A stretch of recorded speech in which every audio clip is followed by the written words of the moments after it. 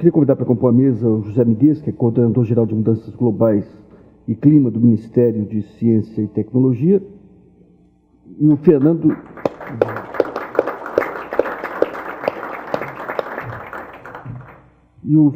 de Souza Machado, que é diretor da Ecoinvest.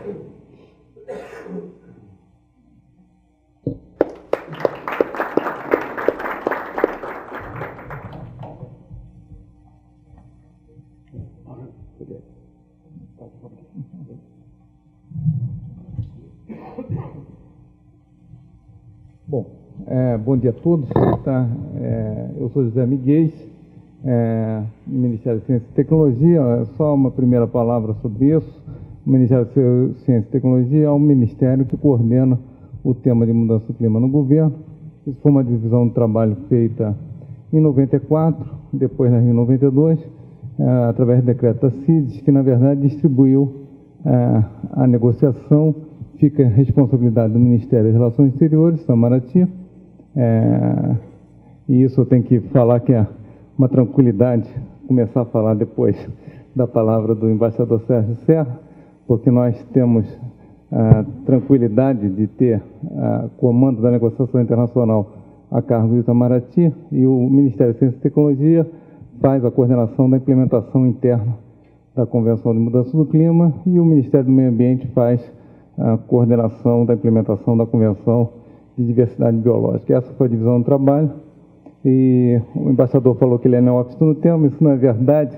Para nós que acompanhamos as negociações desde 94, a gente sabe que o sistema do Itamaraty de conhecimento e de memória é um sistema tal que permite que todas as pessoas do Itamaraty tenham um amplo conhecimento das principais questões de negociação internacional, e não há perda de continuidade quando as pessoas entram, devido ao alto nível das pessoas e também do alto conhecimento que eles trazem de acompanhar essas negociações internacionais. Então, ele é neófito só fisicamente, porque ele entrou há pouco tempo, mas certamente é uma pessoa que conhece muito, como os senhores viram, do tema, e isso nos dá tranquilidade dessa negociação internacional. Eu queria agradecer o convite do Luiz Nassif. Eu acho importantíssima essa ideia do Projeto Brasil, e gostei das suas palavras sobre a ideia desse projeto ser parecido com as ideias do software livre. Nós tivemos essa mesma ideia no MCT. O MCT coordenava em 94, 95, quando nós entramos, a Rede Nacional de Pesquisa. Então, já existia o embrião da internet dentro do MCT, através da coordenação da Rede Nacional de Pesquisa, e nós usamos esse embrião que existia no MCT para montar uma página sobre mudança do clima. Isso em 94, 95. Claro, não existia ainda internet comercial. A internet comercial no Brasil, ela passa a crescer a partir de fevereiro de 96. Nós já tínhamos o nosso site de mudança do clima no ar em setembro de 95. Isso é só para frisar o papel do Brasil, porque a imprensa agora, o parte da imprensa, não posso generalizar também, porque tem a imprensa que acompanha de perto, né, o que o Brasil vem fazendo. Parte da imprensa fala que o governo foi pego de surpresa, o que deixa de ser, está longe da verdade, né? É até surpreendente que fale isso, né? E prova disso, por exemplo, é que nós temos o site de mudança do clima no ar desde 95. Hoje o site tem 39 mil páginas, só para os senhores terem uma ideia. O mês passado, esse nosso site teve 500 mil acessos. Só para dar uma ideia da importância disso e do papel desse tipo de ideia, de abertura, de propiciar informação para a comunidade, como ela é importante, né? Como é que você permite o crescimento rápido da população, né? No setor, no conhecimento, tá? Então, essas são as primeiras palavras que eu queria falar. Agradecer aqui. Foi bom que você citou o ministro Eduardo Campos, o ministro Sérgio Rezende, que são pessoas que estão envolvidas nessa área, né? Que têm mostrado a liderança do Brasil nesse papel, através da ciência e tecnologia. A próxima, por favor. Bom, aqui que eu pensei fazer, e eu acho que a palestra do embaixador Sérgio Serra foi extremamente feliz, porque a gente vai ter quase que uma complementaridade do do que ele falou, eu vou confirmar muitas das coisas que ele falou sobre um diferente ângulo. Eu pensei em fazer uma rápida visão de que é o processo negociador, tanto do ponto de vista científico, né, que é dado através do IPCC. O IPCC é um painel intergovernamental no âmbito das Nações Unidas, então é um processo também multilateral, patrocinado pelo PNUMA, Programa das Nações Unidas para o Meio Ambiente, e pela Organização de Meteorologia Mundial. Então ele está no âmbito das Nações Unidas. E é um processo independente, é um processo basicamente de revisão da bibliografia científica publicada no mundo sobre mudança do clima. O IPCC não faz ciência, que é uma visão que às vezes as pessoas tendem a ter. Eles não fazem isso. O que eles fazem periodicamente, atualmente está em 6 anos, ele faz uma revisão da bibliografia que foi publicada sobre mudança do clima. Essa revisão é definida na plenária do IPCC pelos governos. O processo, como eu falei, é intergovernamental, ou seja, entre governos, não é um processo entre cientistas, é um processo entre governos. Isso é importante destacar. E esse processo, esses governos definem uma pauta que precisa ser analisado, revisto da ciência nesses momentos, né? Então, nós estamos finalizando esse ano o processo do 4º relatório de avaliação do IPCC. Em novembro deve haver uma reunião em Valência, na Espanha, que vai sumarizar o que foi o sumário dos 3 grupos de trabalho do IPCC. O IPCC está dividido em 3 grupos de trabalho. O primeiro grupo de trabalho é o grupo de trabalho sobre ciência da mudança do clima. O grupo 2 é o grupo que trata de adaptação aos impactos adversos da mudança do clima e as vulnerabilidades. E o terceiro grupo de trabalho é aquele que lida com a mitigação da mudança do clima. Mitigação é uma palavra difícil, né? Em português a gente não usa essa palavra. Ele quer dizer tornar menos severo. Tá? Então, mitigação é como você pode tornar menos severa a mudança do clima, que é basicamente as maneiras que você tem para reduzir emissões de gases de efeito estufa. Outra coisa que é importante destacar é que o IPCC, como ele é científico, ele lida com a mudança do clima no âmbito científico, e isso envolve tanto os aspectos naturais quanto os aspectos antrópicos, né, de atividades humanas. Ao passo que a Convenção, ele cuida só dos aspectos antrópicos. O que os governos podem fazer para controlar o problema do efeito estufa. Isso é outra diferença importante, que normalmente não é percebida, e isso gera mal entendimento e confusão. Como eu estava começando a falar, eu vou fazer uma rápida apresentação do que é o processo científico no âmbito do IPCC e o que é o que está em andamento no processo de negociação política, que é no âmbito da Convenção e do protocolo. Claro que o embaixador Sérgio Serra já deu uma visão muito clara desse segundo processo. Eu vou apenas complementar esse segundo processo e vamos falar um pouco mais com viés de implementação e com viés científico. Tá? Então, vou começar pelo Grupo 1 do IPCC.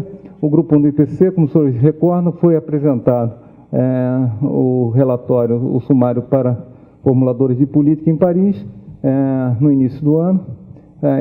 As duas principais conclusões que eu tiro do relatório são que o aumento de temperatura observado desde a metade desse século XX, século passado, é resultado do aumento das concentrações de gases de efeito estufa na atmosfera provocado por atividades humanas. Então, já há uma confirmação que é muito provável isso, probabilidade acima de 90%, que a causa seja atividades humanas, e depois que as concentrações cresceram consideravelmente desde a Revolução Industrial, sendo as emissões de CO2 resultados da queima de combustíveis fósseis. E em menor escala, isso é importante, que é a primeira vez que o IPCC reconhece que em menor escala é devido à mudança do uso da terra e florestas, tá? E a emissão de metano e N2O, resultado das atividades agrícolas. Então, isso sempre foi tentado deixar ambíguo que a importância era da queima de combustível fóssil. E eu vou mostrar que, inclusive, essa parte de mudança do uso da terra e floresta, ela ainda é pouco conhecida porque os processos de emissão de gases de efeito estufa no âmbito de floresta são processos biológicos, então é difícil de medir. Então, ainda há incerteza sobre isso, qual é a magnitude disso. Mas a magnitude disso é de uma escala muito menor de queima de combustíveis fósseis. Tá? O IPCC estima em algo como 20% das emissões totais. Tá? A gente questiona esse número, mas é um número que ainda tem muito pouca revisão bibliográfica sobre esse assunto. Próximo, por favor. Em termos de observações, o aquecimento do sistema do clima é inequívoco, comprovado pelas observações das temperaturas do ar e do oceano, pelo derretimento das geleiras e pelo aumento do nível do mar. Isso aí é em termos de observações. Em termos de projeção, é esperado um aumento de temperatura de 0,2 graus centígrados por década para o século XXI. Mesmo se as concentrações se mantivessem constantes no nível de 2000. Tá? Como essas concentrações devem crescer, a gente pode ter mais no final da década, ter um incremento se esse aumento for expressivo. Aumento acima dos níveis atuais de concentração conduziria a aumento de temperatura até 2100 na faixa de 1,8 graus Celsius a 4 graus Celsius, dependendo do cenário socioeconômico.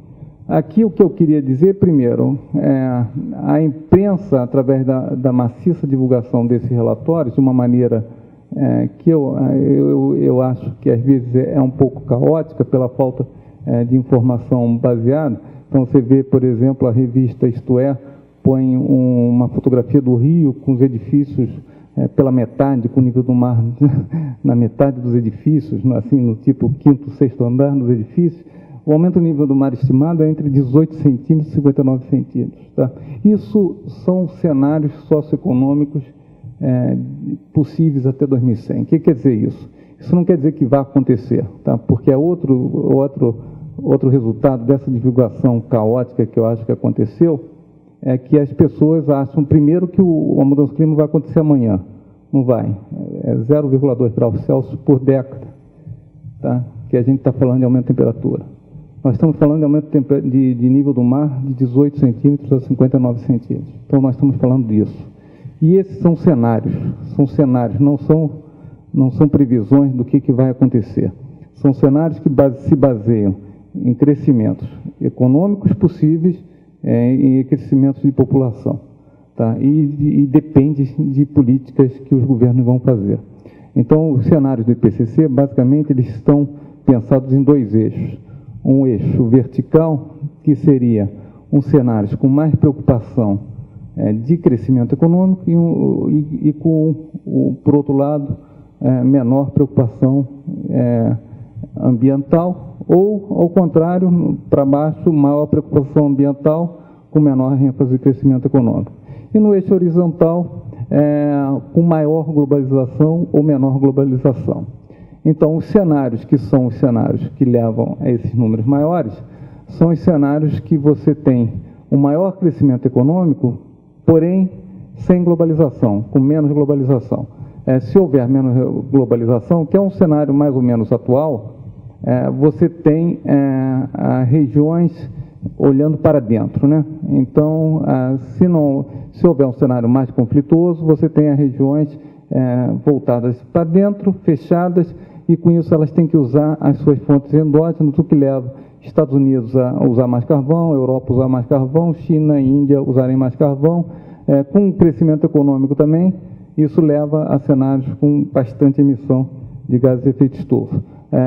Eu só lembro que, dos resultados do IPCC, o limite de energia, de fontes de energia, petróleo e gás natural, até 2100, não é certo que haja reserva de petróleo, estimados aí em 40, 60 anos de petróleo e gás natural, nessa ordem de grandeza. Então, nós estamos falando de 2100.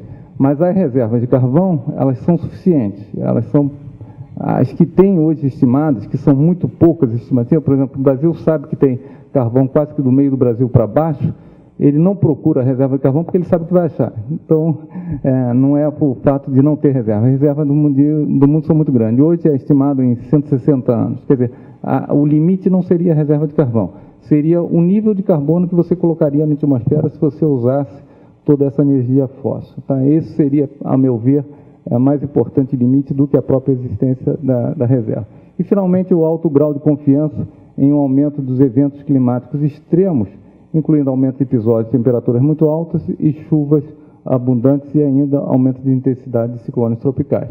Tá? Você tem mais energia, você tende a deslocar a média da temperatura na superfície da Terra para cima, então você desloca essa curva para cima, você tende a ter temperaturas extremas mais altas, porque você jogou essa curva de temperatura para cima. Próximo, por favor.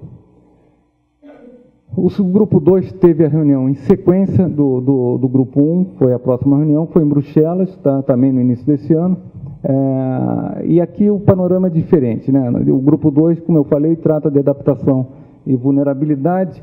E como hoje ainda é muito difícil você separar o sinal de mudança do clima da variabilidade da temperatura, do que acontece na temperatura, por exemplo, essas ondas de calor ou chuvas que a gente está vendo hoje acontecerem, elas são ciclos naturais. Que percentual disso está relativo à mudança do clima? Que percentual disso é variabilidade natural do clima? É difícil de quantificar. Então, é muito difícil você fazer hoje estudos sobre isso. E, além disso, você tem uma adaptação, por exemplo, na agricultura, uma adaptação natural das espécies à própria variabilidade do clima. Então, você tem esses sinais que estão misturados. Além disso, e por causa disso também, há escassez de dados e publicações sobre essas mudanças observadas, principalmente, obviamente, em países em desenvolvimento, porque esse tema ele acaba sendo menos prioritário do que outros temas, na medida que você tem problemas sociais muito mais relevantes, com toda a prioridade, como é o caso de pobreza, fome, habitação, etc. Mas, de qualquer maneira, há uma confiança alta de que as mudanças regionais recentes na temperatura têm impactos discerníveis em muitos sistemas físicos e biológicos. Também há observações que os continentes e os oceanos, muitos sistemas naturais estão sendo afetados, principalmente pelos aumentos de temperaturas. Como eu falei, ainda é difícil identificar outros efeitos em razão da adaptação, tanto natural como a fatores não climáticos. Por exemplo, você tem vulnerabilidades socioeconômicas, você acaba se adaptando a essas vulnerabilidades socioeconômicas que servem como adaptação à mudança do clima também. Por exemplo, se você evita uma favela, né, se você tira as pessoas que moram numa favela, você está, na verdade, diminuindo a vulnerabilidade em termos de mudança do clima, de eventos extremos, né, de precipitação, por exemplo. Existem agora informações mais específicas sobre impactos futuros, especialmente em recursos hídricos e sua gestão. Isso é importante para o nosso caso, porque a nossa matriz é baseada em hidrelétrica, então isso é uma questão importante para o Brasil. Ecossistemas também importantes para o Brasil, por causa das florestas brasileiras. Alimentos, o Brasil é um grande produtor de alimentos. Sistema costeiro e saúde. Então, esses fatores, esses setores, são setores que vão ter um maior impacto pelo relatório do IPCC, e é quase que uma sugestão do IPCC que nós busquemos centrar nosso trabalho nesses setores. Tá? E você vê que esses setores são setores, todos os 5 setores, são setores importantes em termos do Brasil, em termos de impacto. O problema é que você não tem, nesse momento, informação suficiente para gerar políticas públicas sobre o que fazer. Eu não sei responder qual é o problema, por que eu tenho que fazer adaptação, aonde que eu tenho que fazer adaptação. Então, o que nós estamos fazendo? Desde o ano 2000, nós temos um acordo com o INPE-CPTEC, de novo, a imprensa falando que nós fomos pegos de surpresa. Eu estou falando, nós temos um acordo desde o ano 2000, tudo aqui vocês vão ver que nós estamos falando de 94, 97, como o embaixador falou, 2000, nós não estamos falando de hoje, nós não estamos na moda, nós já estamos antes da moda. Esse acordo com o INPE-CPTEC, aqui está a doutora Maria Assunção, que é a diretora do INPE-CPTEC. Nós temos esse acordo com o INPE-CPTEC desde o ano 2000. Esse acordo é importante por quê? Porque os modelos de circulação global, eles são modelos que, basicamente, demandam muito conhecimento e muito tempo de computador, né? Só para os senhores terem ideia, o modelo do Hadley Center da Inglaterra, ele, para rodar um desses cenários do IPCC, dado uma condição socioeconômica e uma condição de globalização ou não globalização, ele demora 3 meses em tempo real de supercomputador para rodar, uma rodada. O INPE-CPTEC acabou de instalar aqui um supercomputador maior ainda, eles têm capacidade enorme, e a doutora Assunção tem o compromisso com a gente de reservar 10% do tempo do supercomputador para cenários de mudança do clima. A ideia que nós tivemos é começar aos poucos, porque você tem que criar capacidade e você tem que desenvolver esses modelos.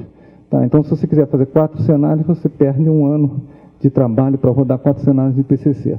Então, nós temos que criar capacitação, criar conhecimento, fazer as equações, isso tudo leva tempo, nós estamos trabalhando nisso desde o ano 2000, com um apoio cada vez maior do CPTEC, do INPE, em termos de aumentar essa capacidade. Mas, de qualquer maneira, a ideia é simplificar, é usar o modelo do Hadley Center como uma condição inicial para os modelos do INPE-CPTEC, e com isso a gente fazer uma rápida análise do que seria o impacto detalhado em termos de temperatura de precipitação na América do Sul. A nossa ideia é não fazer Brasil, fazer América do Sul, e estamos convidando para esse estudo, claro, esse estudo vai ser feito pela equipe do INPE-CPTEC, com apoio das universidades brasileiras, mas nós estamos convidando também os principais parceiros da América do Sul, não só para eles analisarem as saídas, mas também eles trazerem o conhecimento que eles têm da análise dos países, por exemplo, Argentina, Peru, Colômbia, esses países que têm também análise dos problemas sob a ótica de vista deles, sob o ponto de vista deles também participarem. O último ponto, na América Latina é projetado aumento de temperatura e reduções de água no solo, que vão acarretar uma substituição gradual da floresta tropical por savana. Isso é conhecido, é um estudo do professor Carlos Nobre. Tá? A ideia é que a umidade se desloque da Amazônia para o sul do Brasil, então haveria uma transição da floresta tropical para o sul do Brasil e uma savanização da Amazônia. Próximo, por favor. Finalmente, o terceiro grupo se reuniu em Bangkok, é o grupo de mitigação, só para lembrar, é o grupo que trabalha com cenários de como reduzir ou tornar menos severa a mudança do clima. Em termos de observação, os principais resultados é que as emissões cresceram 70% entre 1970 e 2004, de 28 bilhões de toneladas de CO2, só para a gente ter ordem de grandeza, 28 bilhões de toneladas, que nós estamos falando, para 49. O CO2 cresceu 80%, representando 77% das emissões de 2004. As substâncias que deplecionam a camada de ozônio, que não são controladas pelo protocolo de Kyoto, elas são controladas pelo protocolo de Montreal, é a outra convenção, a Convenção de Viena, não é a Convenção de Mudança do Clima. Então, para não haver uma dupla controle nas Nações Unidas, nós não falamos sobre CFC e sobre HCFC, que são os gases que destroem a camada de ozônio. Elas estão em 20% do nível de 90%. Então, o protocolo de Montreal teve uma atuação bastante efetiva, reduziu bastante esses gases, que são também gases importantes de efeito estufa. É mais fácil controlar o protocolo de Montreal, as pessoas às vezes confundem, que acham que o protocolo de Montreal está sendo mais objetivo e mais efetivo do que o protocolo de Kyoto. Não é. A complexidade do protocolo de Kyoto é ordens de grandeza acima de Montreal, porque Montreal eles estavam basicamente centrados em CFC, que haviam 32 fábricas no mundo que produziam CFC. Tá? Então, você atuando sobre essas fábricas, você praticamente resolveu o problema. Tá? Que não é o caso do efeito estufa. O efeito estufa, qualquer molécula assimétrica, ela é a molécula do efeito estufa. Tá? Então, mesmo só os gases nobres que não seriam gases de efeito estufa, mas se houver isótopos diferentes, ele já vira assimétrico, já vira gás de efeito estufa. Então, é complicado. Tá? O que a gente faz no protocolo de Kyoto e na Convenção de Mudança do Clima, a gente elege os principais gases de efeito estufa e tenta controlar esses principais gases de efeito estufa. Então, o problema é de algumas ordens de grandeza mais complexo do que o Protocolo de Montreal. Só um comentário à parte. Houve um crescimento muito forte do setor energético, como era de esperar, 145%, e do transporte, 120%. Continuará crescendo nas próximas décadas, de 25% a 90%, aí vai depender do cenário socioeconômico, como eu falei, e populacional, entre 2000 e 2030, ou seja, vai crescer algo entre 10 bilhões de toneladas e 36 bilhões de toneladas.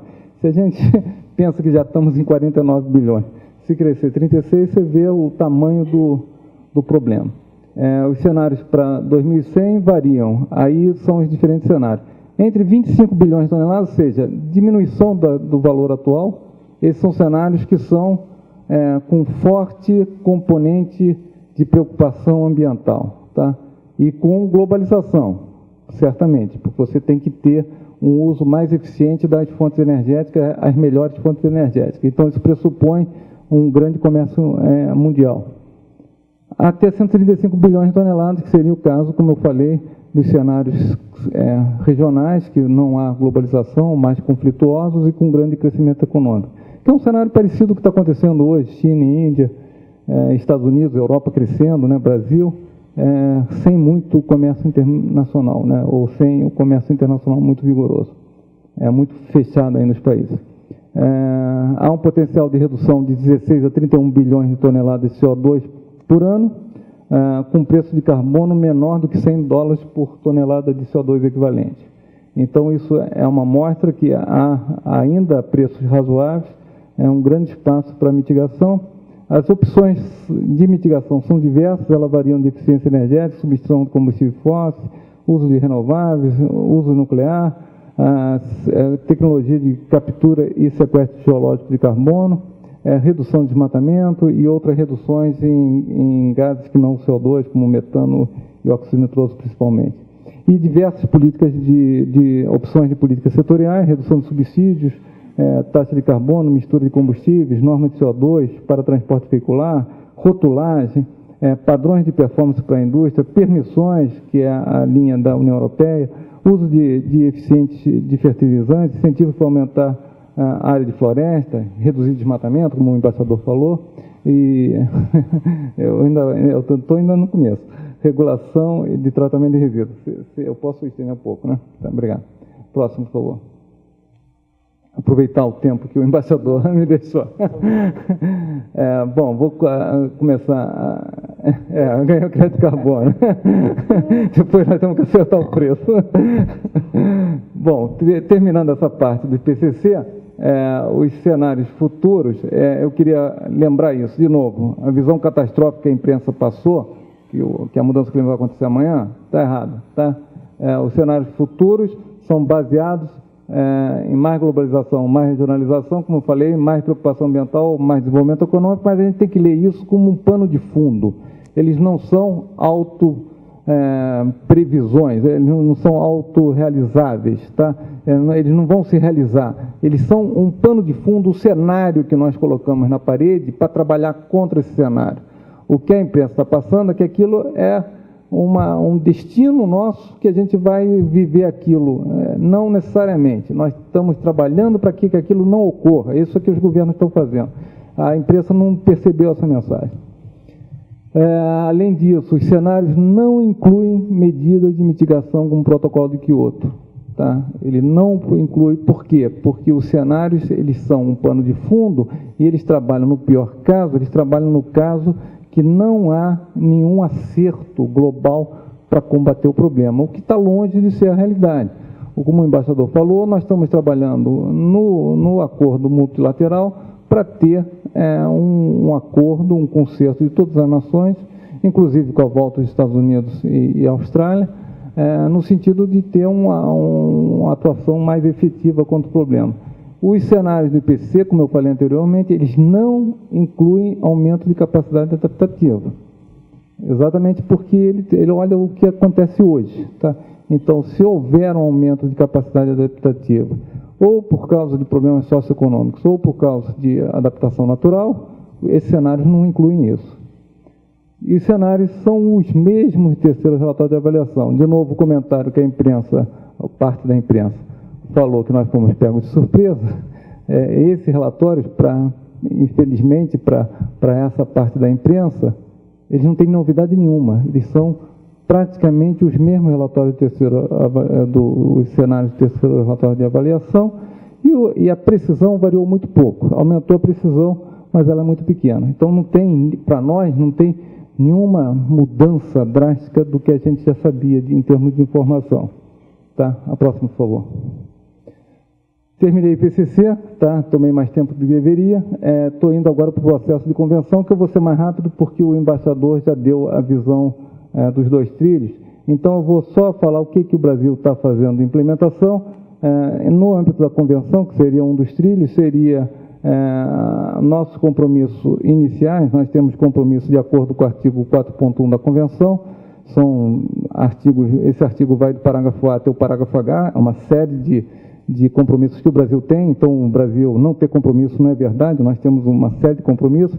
O compromisso mais importante é fazer a comunicação nacional, ou seja, é um relato voluntário de todos os países da Convenção, do que eles estão fazendo para implementar a Convenção e qual é o nível de emissão de cada país. Então, você faz um informe à Convenção de quanto você está emitindo. Nós apresentamos o primeiro inventário em 2004. Esse inventário, pela decisão da Convenção, ele cobriu o período de 90 a 94, isso foi para todos os países. Tá? As nossas emissões são de 1 bilhão de toneladas de CO2, sendo que conversão de florestas e abandono de terras manejadas é da ordem de 722 milhões.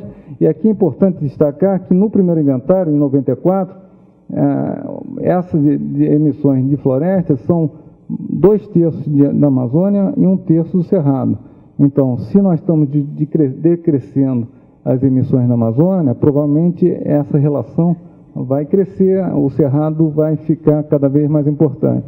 O governo está muito ainda preocupado com combater as emissões de desmatamento da Amazônia, porque o teor de biomassa da Amazônia é muito alto, então isso é mais efetivo do ponto de vista de mudança do clima, mas a tendência vai ser cada vez mais importância de evitar que haja desmatamento também no Cerrado.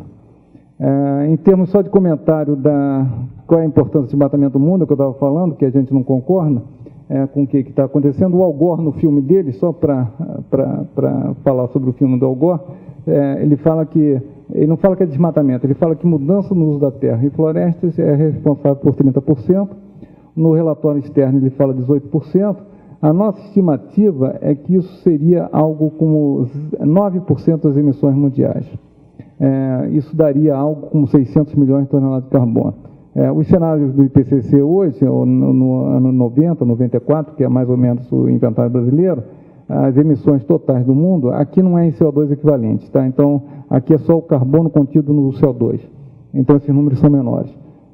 Seriam da ordem de 7 bilhões de toneladas de carbono por ano.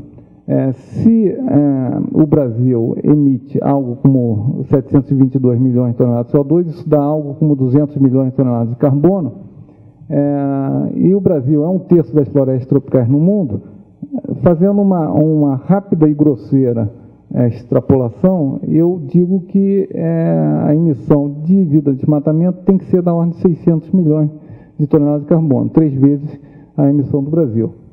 Tá? O IPCC, esse relatório do IPCC, do Grupo 1, ele tem 4 estudos que levantam o desmatamento no nível mundial. Tá? E a faixa desses 4 estudos é de 0,5 bilhão de toneladas de carbono até 2,7. Com o seguinte detalhe, que 3 dos estudos dão entre 0,5 e 1,5. E 1 apenas é que dá 2,7. Então, o 20% que o IPCC usa é o ponto médio entre 0,5 e 2,7. Em termos das emissões mundiais, que está superestimado por causa desse estudo de um pesquisador americano. Tá? Então, nós achamos que o dado correto está mais para a faixa inferior do IPCC, o que daria, na verdade, uma sobreimportância às emissões de desmatamento no contexto mundial. Ou seja, as emissões devidas à queima de combustível fóssil, na verdade, têm uma importância ainda maior do que o IPCC fala, simplesmente por causa desse estudo que está viesando os trabalhos de desmatamento.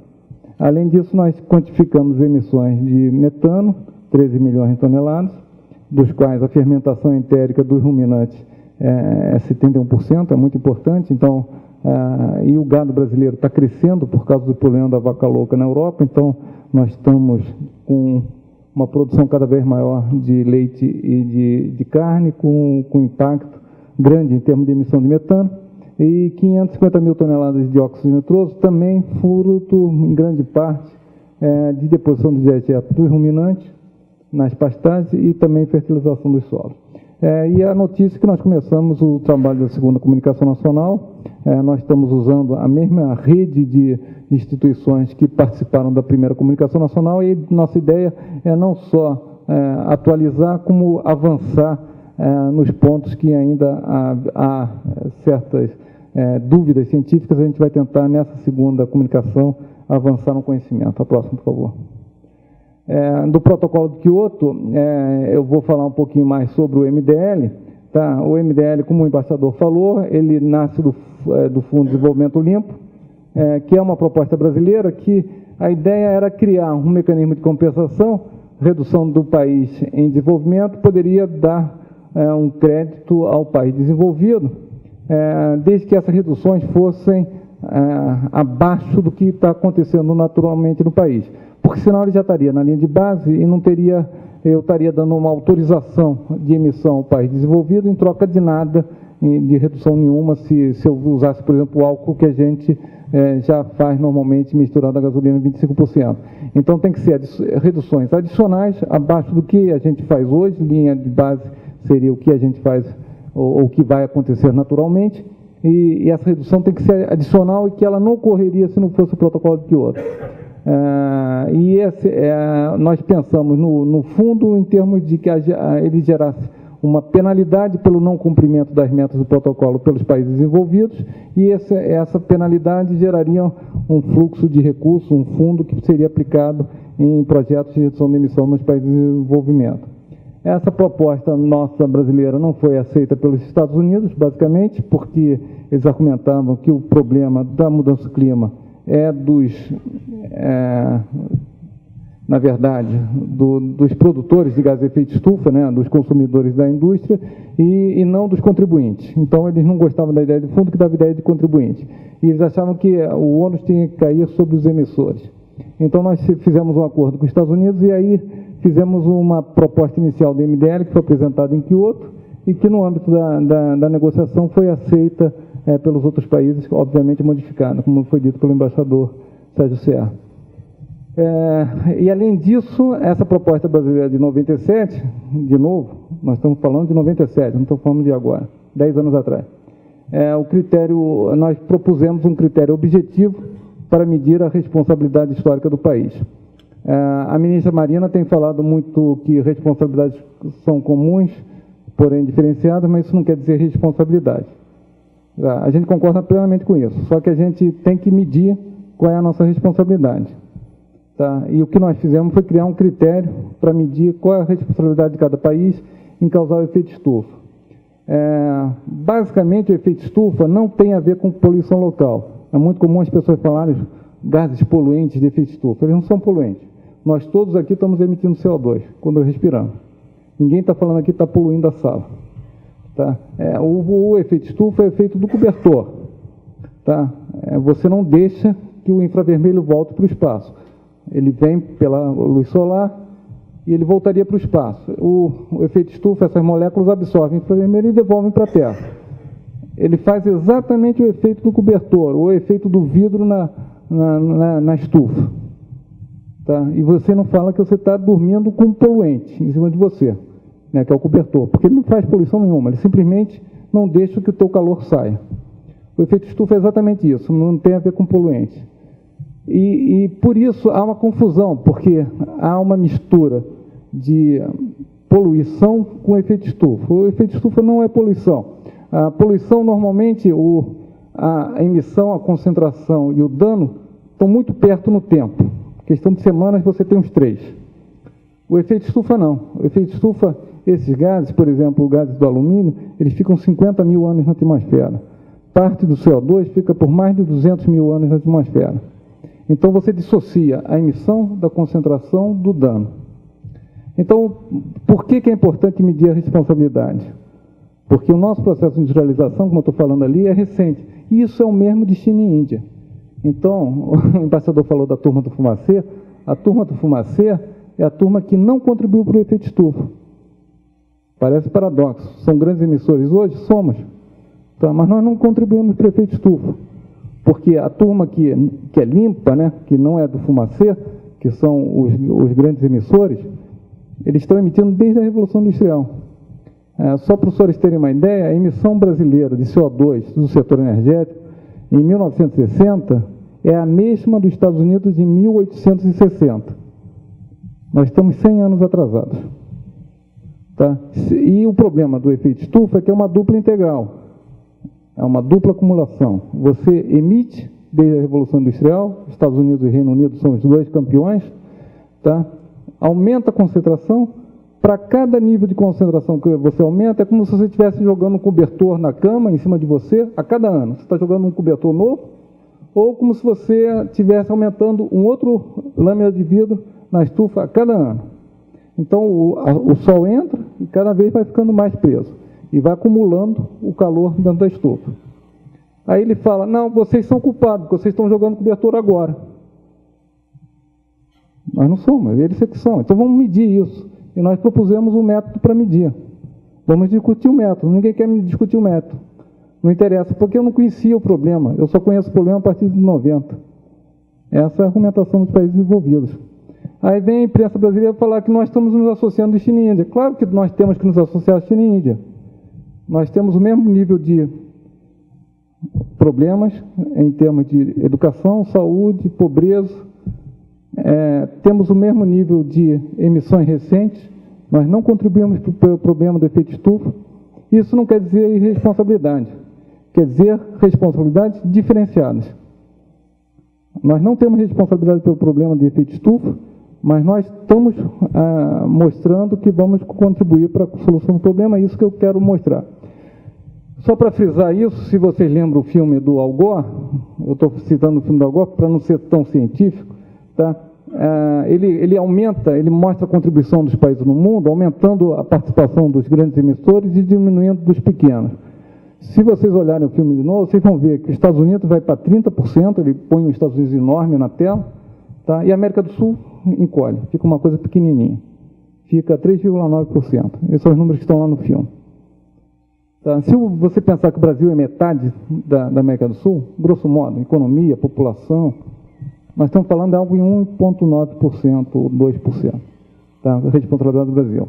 Se a gente zerar isso, tá, que eu falo ali embaixo, é um impacto econômico, socioeconômico monumental. Nós temos 30 milhões de pessoas abaixo da linha de pobreza. Você desvirtua esses recursos para combater efeito estufa. Nós vamos resolver 1,9% do problema mundial. Enquanto isso, os Estados Unidos não participam do protocolo do Kyoto. Enquanto isso, a China está aumentando porque ele só tem carvão, eu não posso fazer nada, eu vou emitir carvão.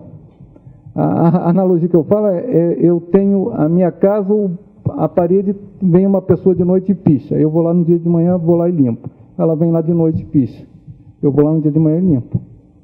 Ou seja, essa ideia que nós temos que ter metas é exatamente isso, é eu ficar correndo atrás do que os outros estão pichando no meu muro todo dia e limpando. Eu tenho que fazer o quê? Eu tenho que fazer um acordo com o pichador, dizer, olha, eu te ajudo, eu pinto, mas você me dá tinta. Foi isso que nós fizemos. E você para de pichar, daqui para frente. Isso que nós fizemos. Agora, as pessoas querem que a gente simplesmente panque a tinta todo dia. Próximo, por favor. De novo, nós estamos só no discurso? Não, nós estamos fazendo, tá? Nós estamos fazendo com a nossa responsabilidade sendo pequena. A posição do MDL no Brasil, isso aqui é a posição de 1º de agosto, não é muito longe, tá? O Brasil é o terceiro, como foi dito pelo embaixador Sérgio Serra. Nós temos 231 projetos no pipeline. Aqui tem vários desenvolvedores de projetos, né, que a gente está trabalhando normalmente com eles.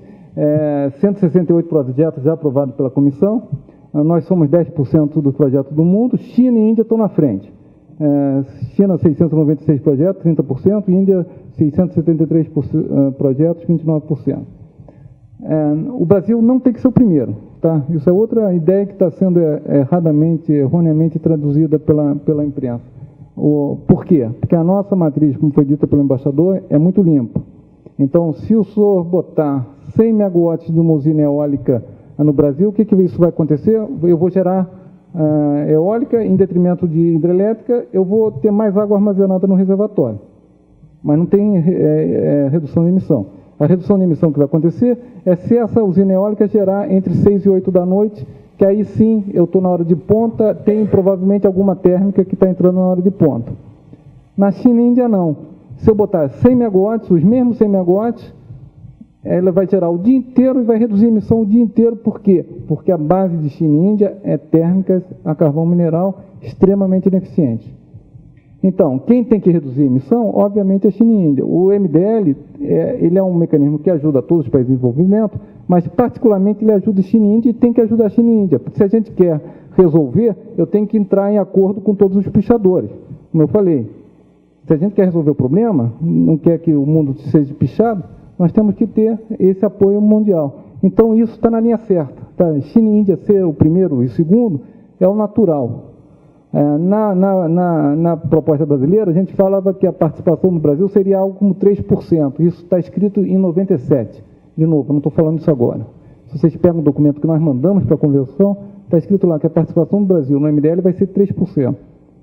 Hoje nós estamos em 10%. Isso quer dizer o quê? Que nós estamos fazendo muito mais do que a nossa parcela do que a gente deveria fazer. O Brasil é limpo, já foi dito. Nós temos 58% dos projetos são unilaterais, que isso é importante também.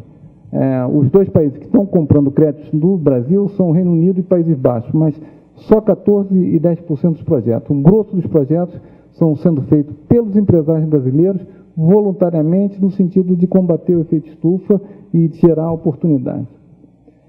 Nós já temos dos 231 projetos que estão no pipeline, 168 aprovados pela comissão, 104 já foram registrados. Tá? Tem 725 no mundo. A participação do Brasil nos registrados, é o que o embaixador estava se referindo, é maior, é 14%. A redução esperada desses projetos, em 7 anos, que é mais ou menos o primeiro período de crédito desses projetos, é da ordem de 204 milhões de toneladas de CO2. 204 milhões em 7 anos, tá? Isso dá da ordem de 27 milhões por ano. Se a gente comparar com o inventário de 94, se a gente fizer aqueles valores em CO2 equivalente, daria algo como 2% das emissões do Brasil em 94, o que é muito, dado que, como foi dito pelo embaixador, o protocolo de Kyoto entrou em vigor em 2005, nós estamos há 2 anos de implementação. Em 2 anos nós já botamos 230 projetos, já estamos reduzindo 27 milhões de toneladas. E o Brasil é dito como tendo uma comissão muito severa, que é muito rigorosa para aprovar os projetos. A gente tem certeza que esses projetos são bons. Se foram aprovados pela comissão, eles são bons, eles estão reduzindo efetivamente emissões e são adicionais. A China está com esses projetos no pipeline, vai reduzir 1,9 quase bilhões de toneladas de carbono, CO2, em 7 anos. E a Índia, 865 milhões. Isso aqui é para aqueles que estão falando que nós não estamos fazendo nada, que nós temos que ter meta porque nós não estamos fazendo nada. Como eu falei, a proposta brasileira estimava que o Brasil ia ter 3% e a China e a Índia algo como 50% do mercado. Na verdade, a China e a Índia somadas já estão em 73%, eles estão muito na frente, e o Brasil também está na frente, o que é normal porque são países mais organizados, com maior capacidade empresarial, com maior capacidade de projeto. Né? Então, no primeiro momento, a gente está na frente, os 3. As unidades já emitidas, isso quer dizer que o Brasil já reduziu a emissão, são da ordem de 9,5 milhões de toneladas de CO2 equivalente, em 59 projetos. No mundo tem 222 projetos dos registrados que já estão emitindo. Então, isso não é futuro, eu não estou falando de algo potencial, estou falando de algo que já está acontecendo hoje, e o Brasil aqui, de novo, como o embaixador falou, 16%. Quanto mais para o final da linha, mais efetivo é o Brasil. A próxima, por favor. Isso aqui é só para vocês terem a visão gráfica, tá? Os 5 primeiros, a próxima, por favor. Em termos de redução de emissão no mundo, 3,8 bilhões de toneladas de CO2 no primeiro período de crédito. Como eu falei, China e Índia, 73%. E se nós pegarmos os 5 primeiros, quase 80% da redução de emissão. E aí, só voltar a lembrar o que foi dito pelo embaixador. Se não houver MDL, ou se você pegar os grandes países do mundo, né, o mais 5 aqui, aqui não tem África do Sul, mas tem Coreia do Sul, que também é um dos visados pelos Estados Unidos. Nós temos 80% a quase 90% do MDL acabou, vira anexo 1, e vamos ter que comprar crédito ao invés de receber recursos para fazer redução de emissão. Próximo, por favor. Só em termos de capacidade adicional, isso aqui não é a EPE, isso aqui não é o Dr. Tomás Kim colocando carvão e óleo combustível, isso aqui é projetos de energia renovável. Através do MDL, nós conseguimos 2.600 megawatts adicionais no Brasil de renovável. Tá? Isso também as pessoas não conhecem. 400 megawatts estão no Proinfra, então aí é uma dupla contagem com o Proinfra. Mas, de qualquer maneira, é um esforço a mais do Proinfra, quer dizer, se nós somarmos MDL e Proinfra, nós estamos com um esforço grande do Brasil de tentar continuar com a matriz limpa. Tá? A próxima, por favor. A divisão por estados, obviamente, segue o PIB, a única ausência aqui é basicamente o Rio de Janeiro, por causa que a economia do Rio de Janeiro, o grosso dela é petróleo e serviços. Então, ela é muito voltada a serviços e depois na indústria é muito voltada a petróleo.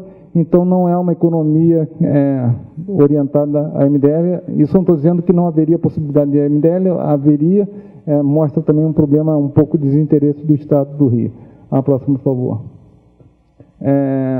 Reduções de emissões efetivas que já foram emitidas pelo Conselho Executivo do MDL, 59 milhões, quase 60. O Brasil está em quarto, porque Índia e Coreia do Sul têm projetos de HFC 23 que dão muita tonelada, tá? Porque é um gás com alto poder de efeito estufa que eles estão reduzindo. São poucos projetos, são 2 ou 3 projetos na Índia e 2 projetos na Coreia do Sul, mas que tem uma participação muito grande, foram os primeiros projetos registrados, então eles distorcem aqui, porque são ainda 220 projetos que estão registrando, estão emitindo, então ainda distorce muito, mas você vê que o Brasil continua na frente, mesmo nas unidades reduzidas. A próxima, por favor. Aí é o número de projetos registrados, a participação do Brasil, como o embaixador falou, ele é o segundo em projetos registrados no mundo, quer dizer, a China deveria estar na frente, mas ela está chegando, daqui a pouco ela passa a gente. A próxima, por favor. E, simplesmente, para finalizar o futuro do regime, eu vou passar muito rápido, o embaixador já falou sobre isso, Montreal, os 2 trilhos, convenção, o Brasil propôs medidas voluntárias com incentivos positivos, tá, que não gerariam créditos para os países desenvolvidos. Tá?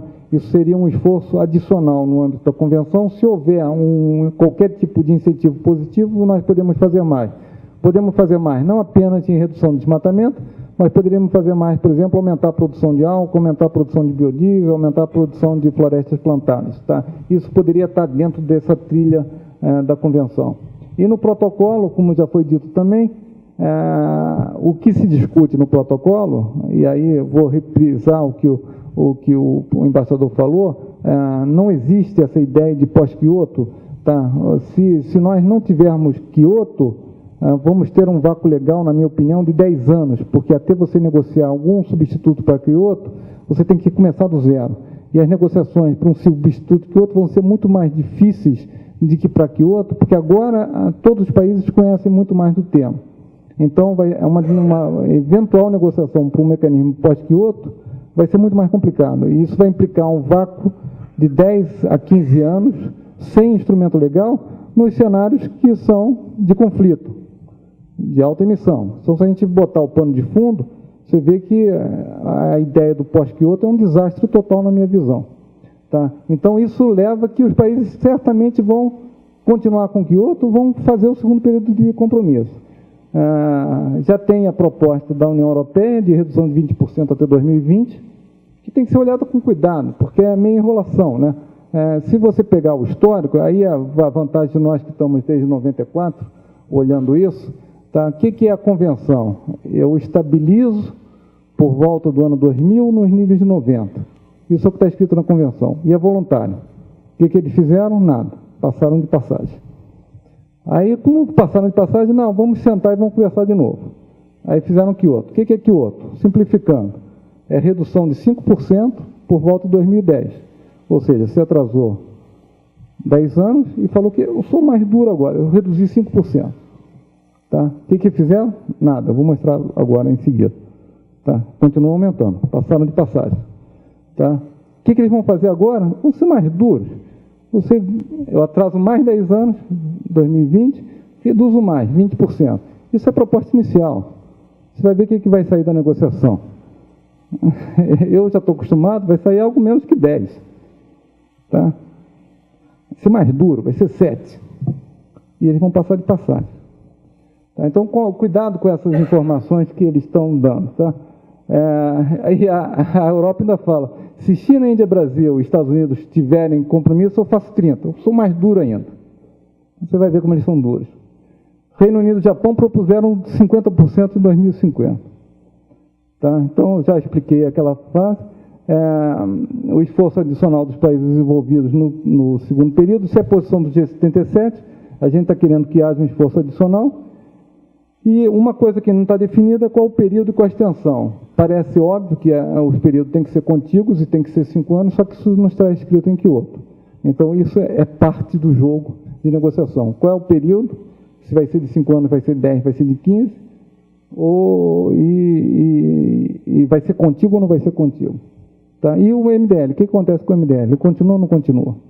Tá? Se o Brasil, China e Índia forem anexo 1, não tem MDL. Na prática não tem. O MDL vira 10%. Próximo, por favor. Isso aqui é uma tentativa que eu fiz de quantificar como é que está hoje a situação. O último inventário que tinha até pouco tempo era de 2003. Eu fiz uma estimativa. O problema é que floresta, o inventário é diferente das metas de Kyoto, que a meta de Kyoto são 2 artigos, um de florestamento, reflorestamento e desmatamento para os países do anexo 1. Então, o inventário não bate com Kyoto, então é difícil de medir. E tem o 3.4, que são manejo de floresta e outras coisas, que são atividades pontuais. Então, eu não tenho como, do inventário, estimar qual é o cumprimento da parte florestal dos países do anexo 1. Mas só para a gente ter uma visão, como é que está o cumprimento dos países do anexo 1 em Kyoto, eu dei o panorama. O que eu faço? Ali o zero, esse eixo aqui vertical, ele seria a diferença entre o inventário não florestal, tá? Só emissões de gases que não florestam, menos a meta que eu estimo que eles têm para o protocolo de Kyoto em 2012. Se está para a direita, é que ele está acima da meta. Tá? Então, você vê que ali Japão, Canadá, Espanha, Itália, França estão todos acima da meta. Isso aí é por ano, tá?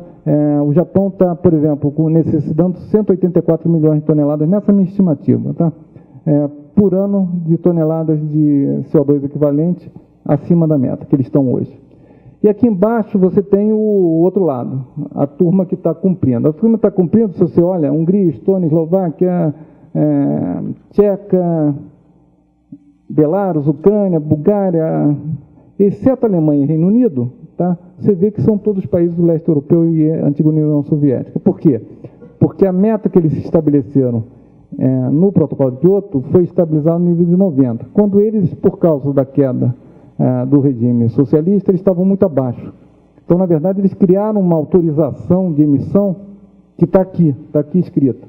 Se você somar tudo, tá? O não cumprimento com o sobrecumprimento dos países do leste europeu, você tem o total está lá em cima, menos 1,5 bilhões de toneladas. Ou seja, o anexo 1 como um todo está cumprindo. Por quê? Porque tem esse excesso de autorização. Mas se você olhar aqui, a Federação da Rússia, que está aqui embaixo, e Ucrânia, os dois dão 1,5 praticamente. Tá? Então, esse sobreexcesso está basicamente na autorização a mais de Rússia e Ucrânia. Se os países desenvolvidos usarem as permissões de Ucrânia e Rússia, acabou o protocolo, está resolvido. Não tem MDL, tá? Isso é só para a gente ter no debate. A próxima, por favor. Eu fiz a mesma coisa com os inventários agora de 2004. Tá? Em Bali, provavelmente, a gente vai ter o relatório dos inventários de 2005, porque eles passam por um processo de revisão pela convenção. Tá? A gente está participando desse processo de revisão. Uma das pessoas da nossa equipe acabou de voltar da revisão da Convenção da Rússia, né? Além disso, do que a gente trabalha aqui dentro, a gente ainda tem que ajudar a Convenção na revisão dos relatórios internacionais. A doutora Branca Americana acabou de vir da Rússia, da revisão do relatório da Rússia. Como é que está a situação em 2004? Tá? E no final do ano eu vou ter 2005. que está acontecendo? A Rússia encolheu, a Ucrânia aumentou, porque ela está caindo ainda mais. Tá? O leste europeu está encolhendo, porque eles estão crescendo, estão emitindo mais, então as emissões vão encolhendo. E, surpreendentemente, Japão, Canadá, Espanha, Itália e França continuam aumentando. Estão passando de passagem. Tá? Por quê? Eles podem comprar reduções do leste europeu e podem comprar reduções do MDL. Mas eles dão a impressão para a opinião pública que eles estão fazendo muito e nós não estamos fazendo nada. Quando é exatamente o contrário. Né? Eu acho que isso está ficando claro. Então, isso é 2004. Se você pensar até 2012, o que eu acho que vai acontecer, aí eu estou prevendo, né, minha bola de cristal, é que isso aqui vai fazer isso para lá. Né? Isso vai correr para lá. Porque os países do leste europeu vão começar a crescer, esse excesso de autorização vai diminuir, e os países desenvolvidos vão continuar crescendo as emissões, porque não está sendo efetivo as medidas deles, isso vai continuar crescendo para lá. Tá? E nós estamos aumentando a nossa redução de emissão. Tá? Então, isso aqui é só a mensagem que eu queria deixar, tá? Para a gente ter em mente que isso até 2012, isso aqui é 2004, tá? Não é 2007, isso aqui é 2004. Próximo, por favor. Então, o que está sendo... isso é o sumário, é a última apresentação. O que vai ser discutido em Bali? É o artigo 9 do protocolo, como foi dito pelo embaixador, no roadmap você vai definir quando é que esse processo, e como vai ser esse processo do artigo 9 até 2008. O artigo 9, ele faz a revisão do protocolo, na verdade, e definição dos desenvolvidos, do quem é o anexo 1. O anexo 1, o que está escrito no protocolo, é o que é definido pela Convenção, que são os países desenvolvidos. O critério em 92 foi OCDE mais os desenvolvidos do leste europeu e União Soviética. São países, em geral, com alta renda per capita e população estável ou decrescente. Por isso que é fácil você estabilizar e ter metas de redução de emissão. Que não é o caso com os países China e Índia e Brasil. Por quê? Nós não somos países com alta renda per capita e nós não temos população estável, nossa população está crescendo, o Brasil cresce 3 milhões de pessoas por ano, isso quer dizer um Uruguai por ano, só para vocês terem ideia. Isso implica em novos hospitais, novas escolas, novas estradas, tá? Novas emissões, assim dizer, né? E muito mais difícil de combater. Na verdade, é uma logística, né? Você começa os países africanos com muito baixo nível de desenvolvimento, depois você cresce, Brasil, China e Índia estão nessa parte ascendente da curva, e depois você estabiliza com alto nível de renda per capita e emissões estáveis, porque você está com a economia acabada, né? Você tem todas as estradas, todas as escolas, todos os hospitais, tudo pronto, né? Todas as casas, a população decrescente. O Japão hoje tem uma população de 127 milhões, eles estão prevendo em 2020 95 milhões de pessoas. Obviamente a atividade humana cai. Tá? Então é uma situação completamente diferente de Brasil, China e Índia, né, que nós estamos crescendo com uma população enorme, com um nível de pobreza muito grande. Tá? O Brasil tem 30 milhões de pessoas abaixo da linha de pobreza, que você tem que incorporar no mercado. Na medida que você incorpore no mercado, você vai ter mais emissões. De novo, só para terminar, se China, Índia e Brasil tiverem no anexo 1, acabou o MDL, isso já foi dito pelo embaixador também. Eu acho que essa é a última. A próxima, por favor. Isso aqui é o nosso site, para quem não conhece, mct.gov.br. Se você botar /clima, você cai nesse site, tá? Esse site está disponível em espanhol, inglês e francês, além de português. Nós temos toda a informação de MDL, da convenção, do protocolo, tá? E tem todos os textos em português, nós traduzimos tudo, porque havia uma falta muito grande de material em português, então a gente tenta gerar o máximo possível de material em português para servir de referência para todo mundo. Então, muito obrigado, aí desculpe o tempo.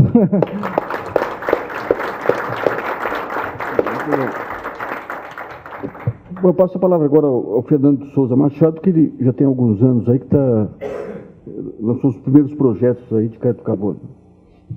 Bom, antes eu queria agradecer o Luiz Nassif da oportunidade de estar aqui discutindo, colocando nosso ponto de vista, as ideias nossas. Dizer que é uma honra estar aqui com o Dr. Miguel, com o embaixador Sérgio Serra. São pessoas que formaram todo esse mecanismo de desenvolvimento limpo que hoje nós estamos aqui reunidos para tentar, de alguma forma ou de outra, participar dele e buscar, na minha opinião, para o Brasil a maior quantidade possível de benefícios, né? Bom, eu vou dar um breve ponto de vista do lado privado sobre o que o embaixador falou um pouco, o Dr. Miguel, e dar uma opinião sobre algumas coisas minhas, para depois a gente ver se gera uma discussão em cima disso aí, né? A questão dos projetos brasileiros dentro do MDL é uma questão, é uma participação anterior a 2005 da ratificação do protocolo. Os projetos aqui no Brasil, eu não posso dizer da realidade de outros países, mas no Brasil começaram a ser desenvolvidos muito antes do protocolo ter entrado em vigor.